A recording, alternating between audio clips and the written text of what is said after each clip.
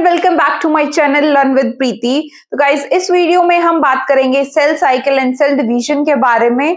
हम स्टार्ट करेंगे basic concept से कि सेल डिवीजन होता क्या है, सेल साइकिल कैसे टेक्स प्लेस होती है, कितने टाइप्स की होती है, karyokinesis, cytokinesis, interphase and M phase. ठीक है, हम बेसिक कॉन्सेप्ट से स्टार्ट करके इसके डिटेल्स में जाएंगे। तो गाइज, ये वीडियो होने वाली है 2 पार्ट्स में। हम इस वीडियो में स्पेसिफिकली माइटोसिस के बारे में बात करेंगे। तो आइए समझते हैं cell cycle and cell division होता क्या है। तो बेसिकली सेल डिवीजन क्या है, सीक्वेंस ऑफ इवेंट्स है जिसमें सेल अपने जीनोम को क्या करता है, ड्यूप्लीकेट करता है या फिर मल्टीप्लाई करता है, और जो सेल्स के कंपोनेंट्स होते हैं उनको भी क्या करता है, सिंथेसाइज करता है, और लास्ट में 2 डॉटर सेल्स के अंदर स्प्लिट हो जाता है। उसको क्या बोलते हैं, सेल डिवीजन। ठीक है, बेसिकली होता क्या है कि जो जितने भी जैसे डिप्लॉइड्स होते हैं ऑर्गेनिजम्स, सबसे पहले तो बात करेंगे जो सेल साइकिल होती है उसके अंदर क्या होता है। हमने पढ़ा ही होगा कि माइटोसिस होती है, मियोसिस होती है, एक इक्वेशनल डिवीजन होती है, ठीक है, और एक क्या होती है, रिडक्शनल डिवीजन होती है। अगर बात करें माइटोसिस की, ठीक है, माइटोसिस बेसिकली किस में होता है, डिप्लॉइड ऑर्गेनिजम्स में होता है। डिप्लॉइड ऑर्गेनिजम्स में होता है जनरली। ठीक है, अगर माइटोसिस की बात करें हैप्लॉइड ऑर्गेनिजम्स के अंदर, तो ऐसा नहीं है कि हैप्लॉइड ऑर्गेनिजम्स के अंदर नहीं होता, कुछ हैप्लॉइड ऑर्गेनिजम्स के अंदर भी होता है। ठीक है, हैप्लॉइड में किसके अंदर होता है, it takes place in what, कुछ प्लांट्स। ठीक है, या फिर दूसरा एग्जाम्पल क्या आ जाएगा इसका, second example is honey bee etcetera. ठीक है, बेसिकली डिप्लॉइड के अंदर होता है। अब देखो, हैप्लॉइड और डिप्लॉइड में क्या डिफरेंस है, ये सभी ने पढ़ा होगा कि ये 2n होता है, ये n होता है, यानी कि डिप्लॉइड ऑर्गेनिजम्स 2n को क्या बोलते हैं कि नंबर ऑफ क्रोमोसोम्स क्या होते हैं, डबल होते हैं, यानी कि पेयर में प्रेजेंट होते हैं। ये कुछ मतलब बोथ मैटरनल और पैटर्नल से क्या है 23 पेयर ऑफ क्रोमोसोम्स आएंगे, और वो क्या है 46 क्रोमोसोम्स, यानी कि ड्यूप्लेट 23 पेयर में होके 46 क्रोमोसोम्स बना के वो क्या करेंगे, जो डॉटर सेल्स होते हैं उसके अंदर या फिर प्रोजेनी के अंदर पास करते हैं। तो उनको हम क्या बोलते हैं, डिप्लॉइड ऑर्गेनिजम्स। ठीक है, एंड इसके अपोजिट क्या है, हैप्लॉइड, जिसमें n होता है, यानी कि क्या, पेयरिंग सिंगल सेट। तो अब बात करेंगे नेक्स्ट की सेल साइकिल के बारे में। तो बेसिकली जो सेल साइकिल होती है, मेनली अभी हम माइटोसिस की बात कर रहे हैं। ठीक है, माइटोसिस की बात कर रहे हैं। माइटोसिस में सेल साइकिल होती है, वो कितने उसमें डिवाइडेड होते हैं, it is divided into 2 phase. कौन सी, इंटरफेज या फिर एम फेज। कोई भी सेल साइकिल होती है 2 फेजेस में डिवाइड होती है, इंटरफेज या एम फेज। यहाँ पे एम फेज माइटोटिक को रिप्रेजेंट करेगा। सेम अगर हम मियोसिस की बात करेंगे तो उसमें भी इंटरफेज आएगी और एम फेज आएगी, वहां पे एम फेज मियोटिक को रिप्रेजेंट करेगा। तो ये दोनों में डिफरेंस है। मियोसिस को हम नेक्स्ट वीडियो में डिस्कस करेंगे। ठीक है, अभी माइटोसिस की बात करें तो इंटरफेज कौन सी स्टेज होती है, इसको रेस्टिंग स्टेज भी बोला जाता है। क्या, resting stage, resting phase. But इसका मतलब ये नहीं है कि रेस्टिंग फेज इसका नाम दिया है तो सेल रेस्ट पे है, नहीं। जो सेल साइकिल होती है उसमें 95% टाइम जो है सेल किस में डिवोट करता है, इट डिवोट इन इंटरफेज। बाकी जो 5% टाइमिंग है वो एम फेज में रहता है। तो इसका मतलब ये नहीं है कि रेस्टिंग फेज है तो सेल रेस्ट पे पड़ा है, नहीं, ये अपने कंपोनेंट्स को या फिर अपने जो जीनोम होता है उनको क्या करता है, प्रिपेयर करता है ताकि एम फेज में जाके सेल 2 पार्ट्स में डिवाइड हो सके। ठीक है, तो अब इंटरफेज की बात करें तो बेसिकली इंटरफेज में भी कितनी सब फेजेस होती हैं, 3। G1 फेज जिसको गैप 1 फेज भी बोलते हैं, S फेज जिसको हम क्या बोलते हैं, सिंथेसिस फेज। ठीक है, या फिर G2 फेज, गैप 2 फेज। ठीक है, बात करें एम फेज की, इनको हम डिटेल में अभी स्टडी करेंगे। बात करें अगर हम एम फेज की, तो एम फेज बेसिकली जो सेल डिवीजन होता है वो इसके अंदर होता है। ठीक है, यानी कि ये सेल डिवीजन प्रॉपर होता है इसके अंदर। इसकी बात करें तो इसमें 2 स्टेप्स होते हैं, कैरियोकाइनेसिस और साइटोकाइनेसिस।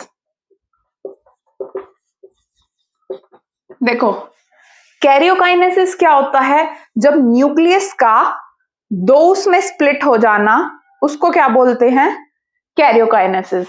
जब साइटोप्लाज्म 2 साइटोप्लाज्म्स में स्प्लिट होता है उसको क्या बोलते हैं, साइटोकाइनेसिस। बेसिकली हर सेल साइकिल के अंदर कैरियोकाइनेसिस टेक्स प्लेस पहले, then after karyokinesis cytokinesis will takes place. यानी कि सबसे पहले क्या करेगा, न्यूक्लियस डिवाइड करेगा, देन साइटोप्लाज्म विल डिवाइड। अच्छा, अगर बात करें कैरियोकाइनेसिस, इसके अंदर भी बेसिकली क्या होती हैं, 4 स्टेजेस होती हैं। क्या क्या, prophase, metaphase, anaphase and last is telophase. ठीक है, ये थी माइटोसिस की डिफरेंट टाइप ऑफ फेजेस। अब आइए एक एक करके हम इन चीजों को डिस्कस करते हैं। अगर हम एक सर्कुलर फॉर्म में बना के देखें, ठीक है, जैसे ये सेल साइकिल होती है, ठीक है, इसके अंदर क्या है, मैंने बताया 95% टाइम स्पेंड करता है सेल इंटरफेज के अंदर। तो इंटरफेज के अंदर मान लो ये क्या है, पूरी इंटरफेज। ठीक है, इसमें ये क्या आ जाएगी, G1 phase, this one is S phase and this one is G2 phase. फिर इसके बाद क्या है,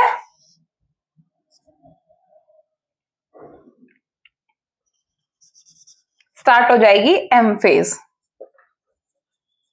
M फेज में सबसे पहले क्या होगा, prophase, then metaphase, anaphase and telophase. ठीक है, ये सेल साइकिल की क्या है, एक सर्कुलर फॉर्म में रिप्रेजेंटेशन है। अच्छा, अब सेल को क्या होता है, डिवाइड होना होता है, और ये होता क्यों है, जस्ट फॉर ग्रोथ। ठीक है, अगर ह्यूमन बॉडी की बात करें, हमारी ग्रोथ या फिर यू कैन से डेवलपमेंट जब भी होगी ना, जब सेल्स को क्या है, सेल्स को डिवाइड होगा या फिर उसको इसकी क्वांटिटी इंक्रीज होगी। ऐसे ही एनिमल्स के जैसे स्किन सेल ले लिया, ठीक है, तो स्किन सेल्स में भी क्या होती है, डिवीजन होती है, सेल डिवीजन। तो ऑलमोस्ट बॉडी के अंदर हर सेल क्या होता है, डिवाइड होता है टू ग्रो। लेकिन कुछ सेल ऐसे भी होते हैं जो कि ग्रो नहीं करना चाहते, या फिर कुछ ऐसे होते हैं अपने आप को रिस्ट्रिक्ट कर लेते हैं कि मतलब कुछ ग्रोथ होगी सर्टेन पीरियड ऑफ टाइम तक, उसकी बाद कोई ग्रोथ नहीं होगी। या फिर कुछ ऐसे होते हैं, फॉर एग्जाम्पल आप न्यूरॉन्स की बात कर लीजिए, या फिर आप हार्ट सेल्स या मसल सेल्स हो गए जो कि क्या है, ग्रोथ में या डिवीजन में क्या है, जाते ही नहीं है। जैसे न्यूरॉन्स होगी, इस सबको पता होगा ये neuron cells do not divide, जितने भी हैं स्टार्टिंग में ही उतने ही न्यूरॉन्स होते हैं, ठीक है, तो वो डिवाइड नहीं करते। तो अगर डिवाइड नहीं करते तो सेल साइकिल उसके अंदर होगी ही नहीं फिर तो, यानी कि सेल डिवीजन होगी ही नहीं। तो इसका मतलब क्या है, कुछ सेल्स जो अपने आप को डिवाइड नहीं करना चाह रहे, वो क्या होता है, जीवन फेज से वो कहां पे एंटर हो जाते हैं, जी नॉट फेज में, जिसको क्विसेंट फेज भी बोलते हैं। क्या बोलते हैं, क्विसेंट फेज, ठीक है। और ये सेल साइकिल का पार्ट नहीं होता, क्या, जी नॉट फेज, यानी कि quiescent phase is not the part of cell cycle. इसमें सेल है, अपने आप को एक क्वेश्चन भी आया था कि सेल इसको सस्पेंड कर जाता है या एग्जिट कर जाता है सेल साइकिल को, तो उसका आंसर आएगा एग्जिट कर जाता है। जब कोई cell, for example heart cell है या फिर न्यूरॉन है, जब उसको डिवाइड नहीं होना तो वो जीवन फेज के बाद वो क्या कर जाएगा, क्विट कर जाएगा, एग्जिट कर जाएगा और जी नॉट फेज में एंटर कर जाएगा, जिसको हम क्विसेंट फेज बोलते हैं, that will not divide further, ठीक है। तो ये जी नॉट फेज आ गया। और कुछ सेल्स ऐसे होते हैं एक टाइम के बाद जो अपने आप को रिस्ट्रिक्ट कर लेते हैं कि भाई बहुत हो गया डिवीजन और अभी हमें और डिवीजन नहीं करना, तो वो भी क्या होता है, जीवन से जी नॉट में हो जाता है, ठीक है। तो बेसिकली क्या होता है, अभी हम डिटेल में करेंगे इंटरफेज को स्टडी। अब देखो इंटरफेज जो है, इंटरफेज में क्या होता है, जीवन फेज, ठीक है। सबसे पहले जीवन फेज, तो जीवन फेज एक क्या है, it is the time interval between what, M phase and synthesis phase, ठीक है। इन दोनों के बीच में ही जीवन यानी कि गैप वन फेज आता है। तो आइए जीवन के बारे में अभी स्टडी करेंगे। तो आइए स्टार्ट करते हैं इंटरफेज से। तो इंटरफेज में हमने बताया था कि इस इंटरफेज में सेल डिवाइड नहीं होता है, बल्कि सेल क्या होता है, ग्रो करता रहता है, ठीक है। तो इसकी कितनी स्टेजेस थी, इसकी 3 फेजेस थी, G1 phase, S phase and gap 2 phase, G2 phase. अब इन तीनों में डिफरेंस क्या है वो हम इसमें पढ़ेंगे। G1 is gap phase, gap 1 phase, ठीक है। सबसे पहले क्या होता है, मान लो ये सेल है, ठीक है, इसके अंदर न्यूक्लियस है। अब गैप 1 फेज के अंदर सबसे पहले तो G1 फेज है क्या, it is the time interval, किस किस का टाइम इंटरवल किस किस के बीच का है, माइटोटिक एंड एस फेज, जो कि हमने अभी बात भी करी थी, ठीक है। ये गैप 1 फेज के अंदर आता है। इसके अंदर होता क्या है, जो न्यूक्लियस की और साइटोप्लाज्म का रेशियो है वो चेंज होगा, ठीक है। जैसे होता क्या है कि most of the cell organelles होंगे ना, इसमें वो ड्यूप्लीकेट करेंगे, जैसे ये एंडोप्लाज्मिक रेक्टिकुलम, ठीक है, गोल्जी बॉडीज, ये अपने आप को क्या करेंगे, ड्यूप्लीकेट करेंगे।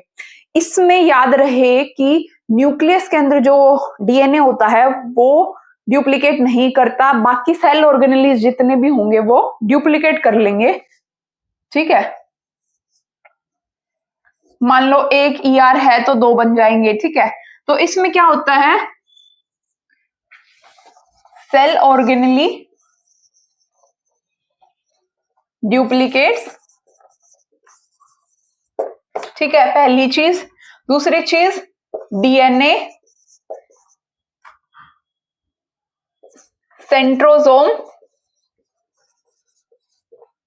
या centrioles, centrosome and centrioles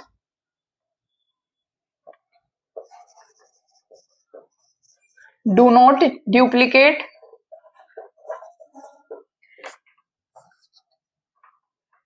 nucleus to cytoplasmic ratio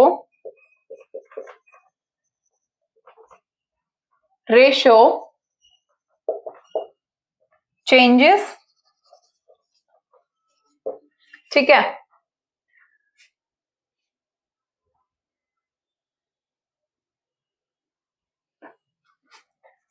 इसके अंदर क्रोमोसोम नंबर कितना रहेगा? 2n। ठीक है। गैप 1 फेज के अंदर सेल ऑर्गेनेली ड्यूप्लीकेट हो गए, डीएनए सेंट्रोसोम या सेंट्रोसोल्स क्या होंगे? ड्यूप्लीकेट नहीं होंगे। वो कहां जाके होंगे? वो होंगे एस फेज में।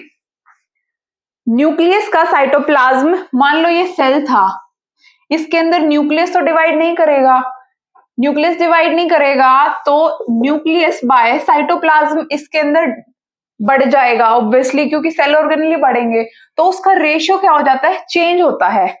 अल्टीमेटली क्या होता है? इसी रेशियो की वजह से ऊपर वाला देखो वैल्यू छोटी होगी, नीचे वाली बड़ी होगी, तो एट लास्ट क्या होता है? कैरियोकाइनेसिस या फिर cell divisions will takes place, क्योंकि ऑब्वियसली अगर एक चीज बढ़ती जाएगी, एक छोटी सेल अल्टीमेटली क्या करता है?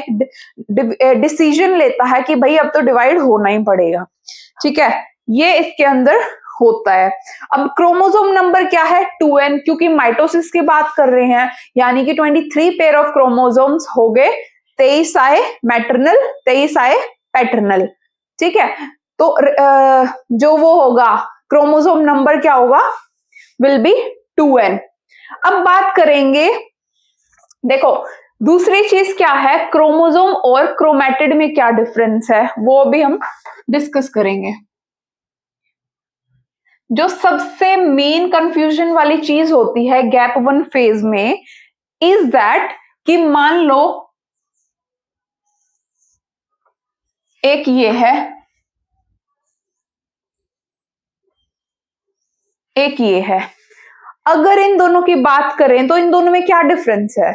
इन दोनों में डिफरेंस है कि ये इंडिविजुअली दोनों क्या है? गैप 1 फेज में दोनों ही क्या है? क्रोमोसोम कंसीडर करे जाएंगे। क्रोमोसोम बेसिकली होता क्या है? जिसका एक सेंट्रोमेयर होता है। अगर आप इसको इस पे 2 क्रोमेटिड लगा दें, ये बेसिकली क्या है? ये क्या है? क्रोमेटिड। ठीक है, ये दोनों मिलके क्या बनाती है? क्रोमेटिड। और ये क्या है? सेंट्रोमियर। जब तक कि एक क्रोमेटिड या फिर 2 क्रोमेटिड एक सेंट्रोमियर से कनेक्ट है तो उसको हम क्रोमोसोम ही बोलेंगे। ठीक है, ऐसे ही अगर इसकी बात करें तो ये भी क्या है? एक क्रोमोसोम है। ठीक है, ये भी क्या है? एक क्रोमोसोम है। एक क्रोमोसोम के अंदर इसमें क्या है? एक क्रोमेटिड है। इसमें एक क्रोमोसोम के अंदर क्या है? 2 क्रोमेटिड है और उसको क्या बोलते हैं? Sister chromatid.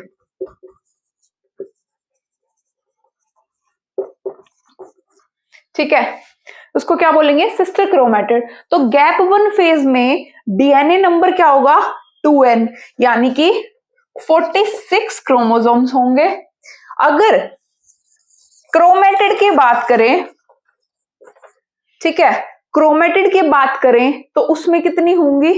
क्योंकि क्रोमेटिड ऑब्वियसली इस फॉर्म में होंगी, क्योंकि ड्यूप्लीकेशन नहीं हुआ ना।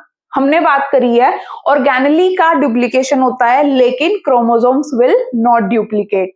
तो अगर डुप्लीकेट नहीं हुई तो इस फॉर्म में है तो वो इसी फॉर्म में प्रेजेंट होंगी, यानी कि क्रोमेटिड विल ऑल्सो बी 46। ठीक है, अगर हम क्रोमोसोमल कंटेंट की बात करें, क्रोमोसोमल कंटेंट यानी कि कितना डीएनए कंटेंट है, जैसे हम वेट को क्या है? केजीज में नापते हैं, ऐसे ही जो डीएनए का कंटेंट है हम उसको सी की फॉर्म में नापते हैं। ठीक है, क्रोमोसोमल कंटेंट इसमें कितना होगा? जितनी क्रोमेटिड्स होती हैं उसका क्या होता है? यानी कि 20, अगर मान लो 23 क्रोमेटिड्स हैं, 23 क्रोमेटिड के अंदर 1C कंटेंट होता है। ठीक है, ये रूल है, ये डायरेक्ट 23 क्रोमेटिड के अंदर 1C कंटेंट होता है, तो 46 इसमें क्रोमेटिड हैं, तो इसका कंटेंट कितना हो जाएगा सेल का? 2C। ठीक है, तो गैप 1 फेज के अंदर अगर बात करें गैप 1 फेज के अंदर बात करें, क्रोमोसोमल नंबर जो होता है वो 46 यानी कि 2n होता है, क्रोमेटिड 46 होते हैं, जबकि chromosomal content will be 2c। ठीक है, अब बात करते हैं क्या, अब बात करते हैं एस फेज की। अब बात करते हैं एस फेज की। एस फेज क्या होता है, इज द सिंथेटिक फेज, जिसके अंदर क्या होता है, सेल ऑर्गेनली तो उतने के उतने ही रहते हैं क्योंकि ऑलरेडी वो डबल हो चुके हैं, बट इसके अंदर क्या 2-3 चीज और डिवाइड होती हैं, डीएनए कंटेंट विल डिवाइड। ठीक है, और क्या होगा, centrosome will divide, centrosome and centriole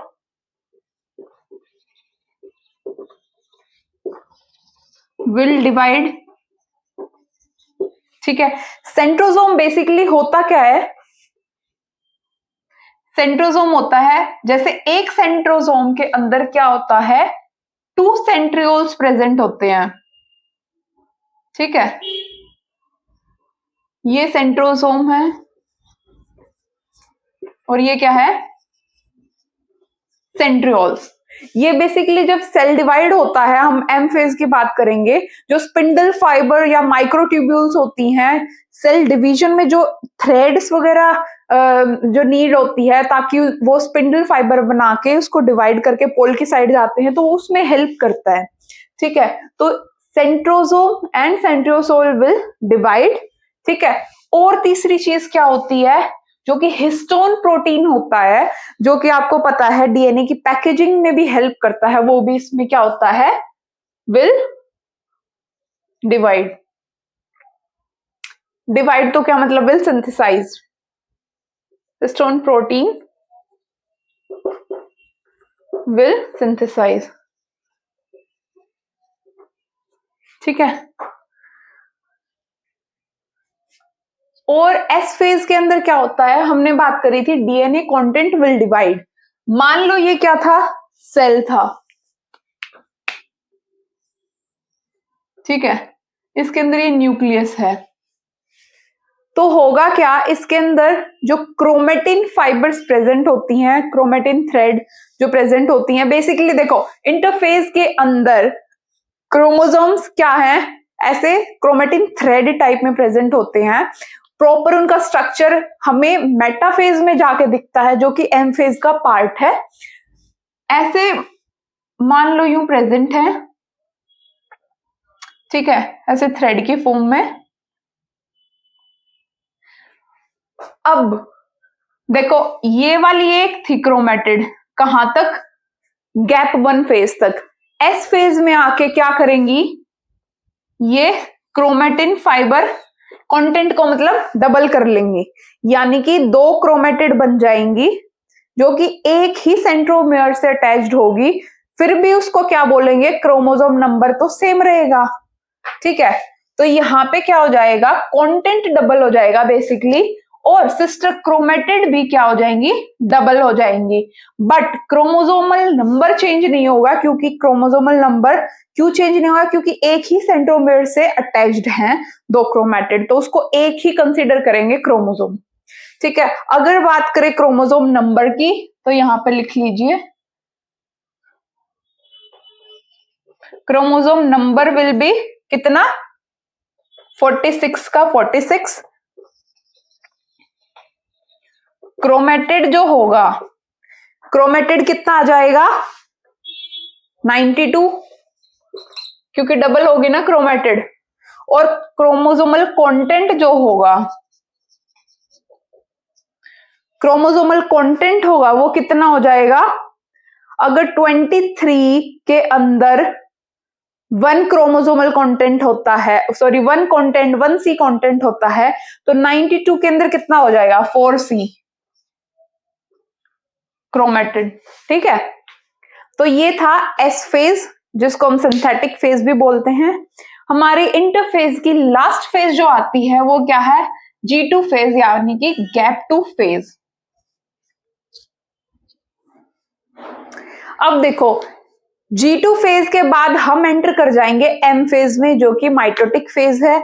G2 phase में जो माइटोटिक फेज होती है उसके लिए क्या चाहिए होता है, बहुत सारे प्रोटीन्स की आवश्यकता होती है, और प्रोटीन्स बनने के लिए उससे पहले G2 फेज में प्रोटीन्स का बनना बहुत ही इंपॉर्टेंट है। और कौन कौन से बेसिकली प्रोटीन्स होते हैं, जैसे ट्यूबुलिन प्रोटीन होगा जो कि क्या करता है, सेल डिवीजन में हेल्प करता है माइक्रोट्यूब्यूल्स फॉर्म करके, ठीक है, जो भी हम आगे भी डिस्कस करेंगे। तो G2 फेज के अंदर बेसिकली क्या होता है, protein synthesis will takes place. Protein synthesis will takes place. Cytoplasmic growth होती है, साइटोप्लाज्मिक ग्रोथ विल कंटिन्यू, ठीक है। और इसके अंदर जो क्रोमोसोम नंबर होगा, क्रोमोसोम नंबर वो तो सेम ही रहेगा ऑब्वियसली, क्योंकि यहाँ का है, इसके अंदर क्रोमोसोम नंबर 46 है तो 46 ही रहेगा। क्रोमेटिड कितने होंगे,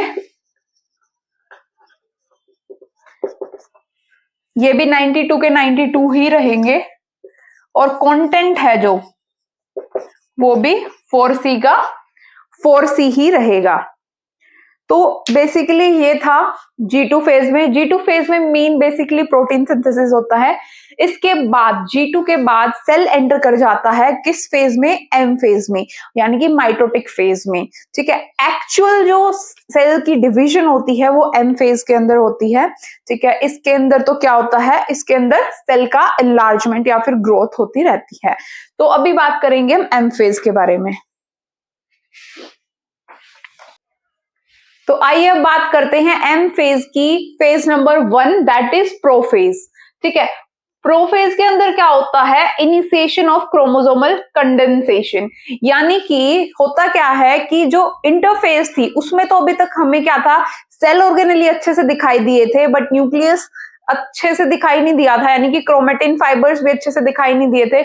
इसमें क्या हो गए, न्यूक्लियस ज्यादा अच्छे से दिखेगा, जबकि सेल ऑर्गेनेली क्या हो जाएंगे, डिसअपियर हो जाएंगे, ठीक है। तो क्या होगा, जैसे ये सेल है, ये न्यूक्लियस है, ठीक है। जो क्रोमोसोम्स हैं वो क्या है, अनटेंगल्ड होना स्टार्ट हो जाएंगे, ठीक है। और सेंट्रोमेयर से क्या हो जाएगा,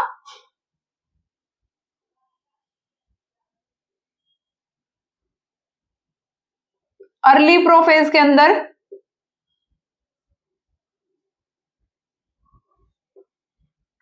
ये अर्ली प्रोफेज है, ठीक है। अर्ली प्रोफेज में क्या क्या होगा, एक तो क्या हो जाएगा कि ये जो कंडेंसेशन है वो स्टार्ट हो जाएगी किसकी, क्रोमोसोम्स की, जो कि है थ्रेड लाइक फॉर्म में भी प्रेजेंट है, ठीक है। और क्या है, एक सेंट्रोमेयर से अटैच्ड है,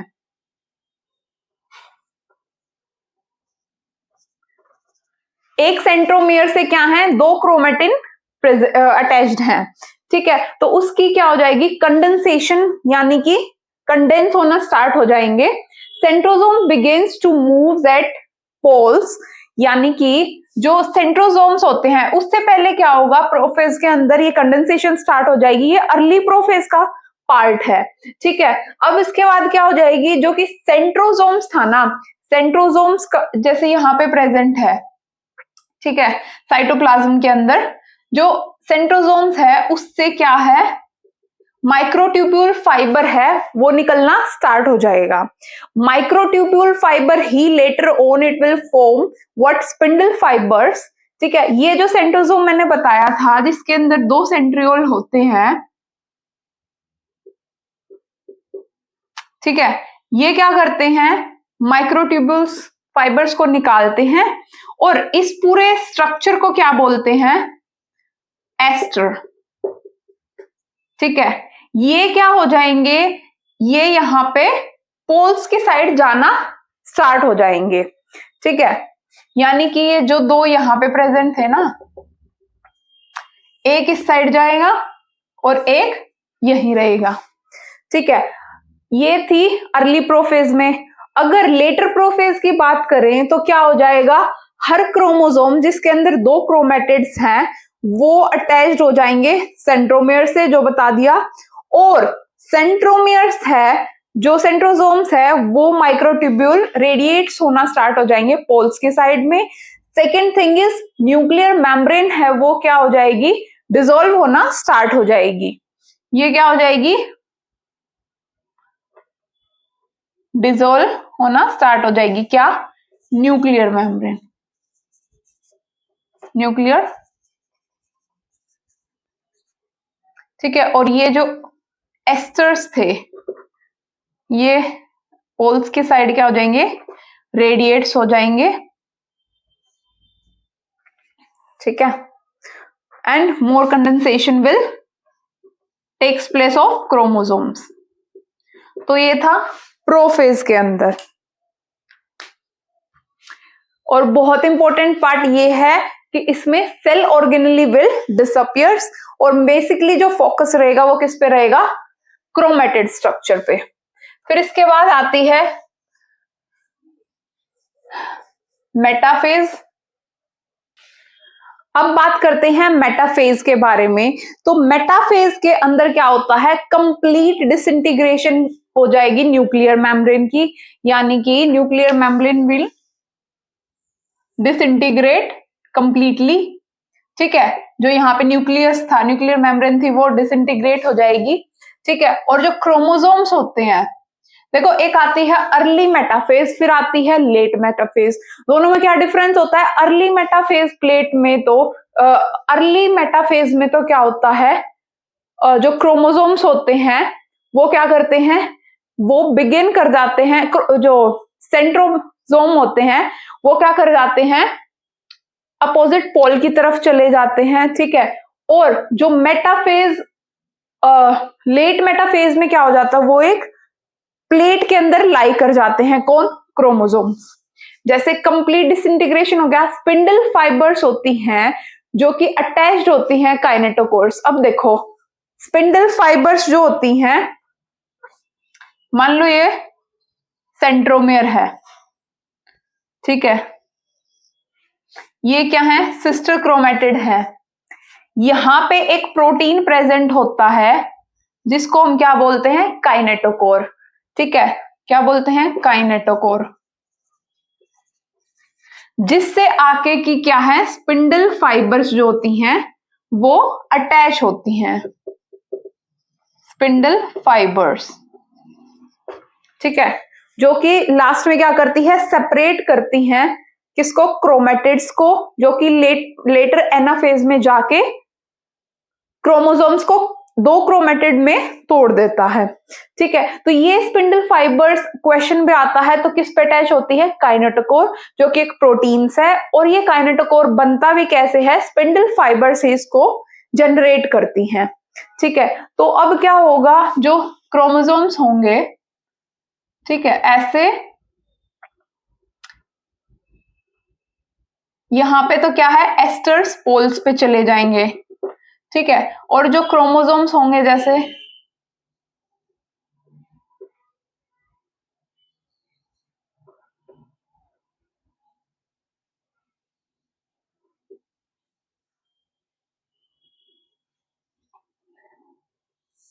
ये इससे अटैच हो जाएंगे, ठीक है। दूसरा एंड किससे होगा, दूसरे एस्टर से अटैच्ड होगा, ठीक है। ये होगा क्या, अर्ली मेटाफेज के अंदर। और यही सारे क्रोमोसोम्स जो होंगे वो एक इमेजिनरी लाइन फॉर्म कर लेंगे जिसको हम मेटाफेजिक प्लेट बोलते हैं लेटर मेटाफेज के अंदर, ठीक है। जैसे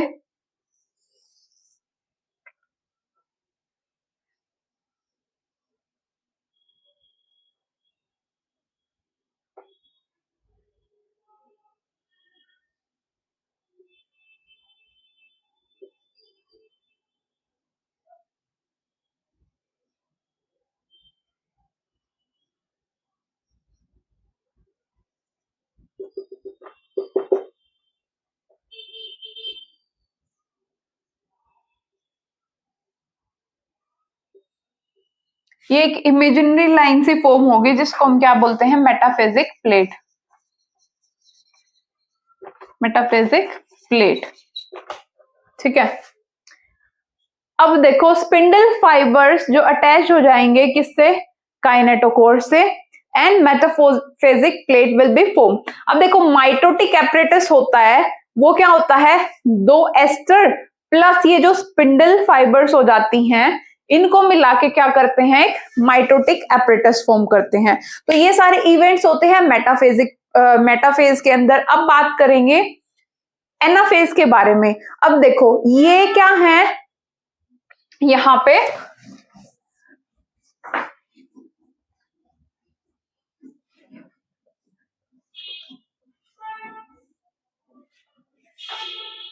अब देखो मेटाफेज तक तो क्या है कि हमारा डीएनए नंबर, डीएनए कंटेंट और क्रोमेटिड्स उतने ही होंगे, ठीक है, जो चलती आ रही थी, यानी कि अभी तक क्योंकि कोई और डिवीजन नहीं हुई है ना। क्रोमेटिड कितनी थी अभी तक, 92 थी। क्रोमोसोम नंबर कितना था, 48 था, ठीक है। और क्रोमोसोमल कंटेंट कितना था, 4C था, ठीक है। अब क्या होगा, एनाफेज के अंदर आके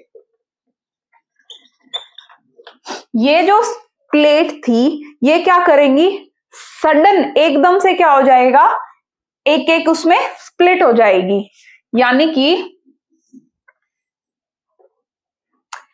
ये स्पिंडल फाइबर इसको ले जाएगा, ठीक है, और ये इसको ले जाएगा, ठीक है। और एकदम से ये ऐसा नहीं होगा कि ये इवेंचुअली होगा, एक बार ये होगा, ये साइमल्टेनियसली, ठीक है, साइमल्टेनियसली होगा, ये एकदम से ही ब्रेक हो जाएगा बीच से। और होगा क्या, जो पोल की साइड होगा उसका सेंट्रोसोम होगा, सेंट्रोमेयर होगा, ऐसे, ठीक है। और ये स्पिंडल फाइबर इससे अटैच हो जाएंगी। सिमिलरली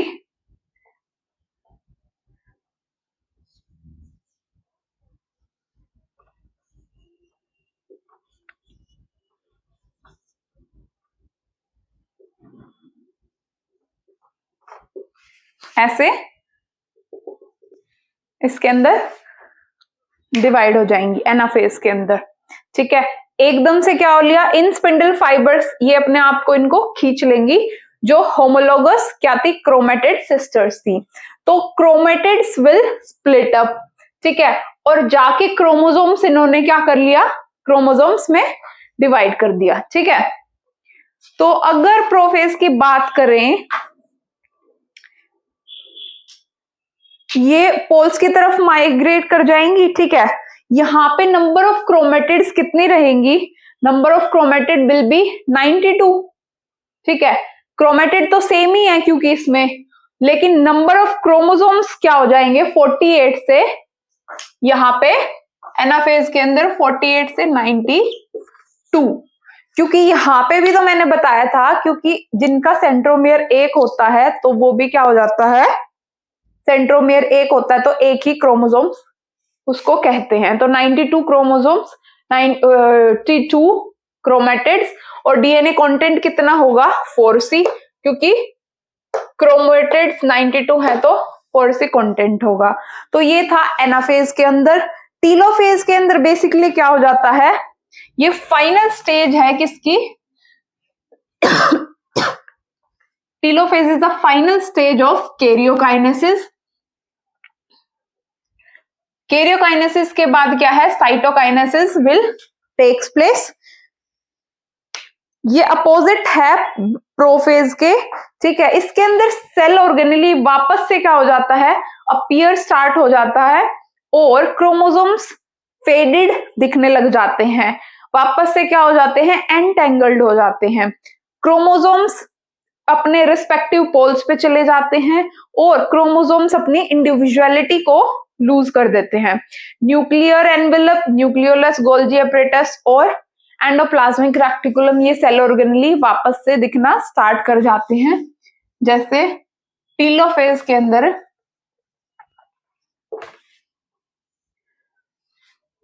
क्योंकि वो चले गए थे, ठीक है। एक बेसिकली क्या हो जाता है, ये चीज डिसअपियर्स होना स्टार्ट हो जाती है क्रोमोसोम्स, और ये जो बाकी रेस्ट ऑफ सेल ऑर्गेनेली थे, ईआर, गोल्गी बॉडीज, ये सारे दोबारा से दिखने स्टार्ट हो जाते हैं। This is telophase.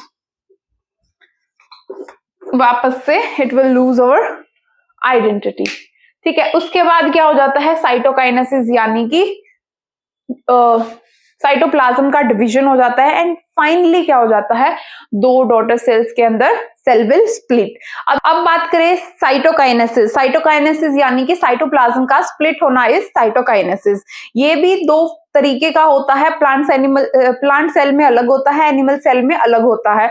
क्यों? क्योंकि एनिमल सेल के अंदर तो सेंट्रियोजोल सेंट्रोसोम्स होते हैं, बट कि प्लांट सेल्स के अंदर ये दोनों चीजें नहीं होती। Second difference is animal cell के अंदर सेल मेम्ब्रेन होती है, जो कि फ्लेक्सिबली क्या हो जाती है, इनवर्ड की साइड ग्रोथ होके और cell division takes place, cytokinesis will takes place. But plant cell के अंदर क्या होता है, सेल वॉल भी प्रेजेंट होती है। सेल वॉल का क्या होती है, एक रिजिड स्ट्रक्चर होता है जो कि सेल को इनवर्ड ग्रोथ यानी कि डिवीजन के पर्पस से रोकती है। जैसे एनिमल सेल के अंदर तो जो ये सेल मेम्ब्रेन होगी, या ये क्या करेगी, सेंट्रीपिटली फोर्स यानी कि सेंटर की साइड में फोर्स डालेगी, ठीक है, जिससे कि क्या हो जाएगी, जिससे कि easily cytokinesis will takes place and eventually leads to two daughter cell. But अगर हम बात करें, ये एनिमल सेल है, ये प्लांट सेल है, ठीक है। प्लांट सेल के अंदर क्या होती है, सेल मेम्ब्रेन के साथ साथ बाहर क्या होती है, सेल वॉल होती है,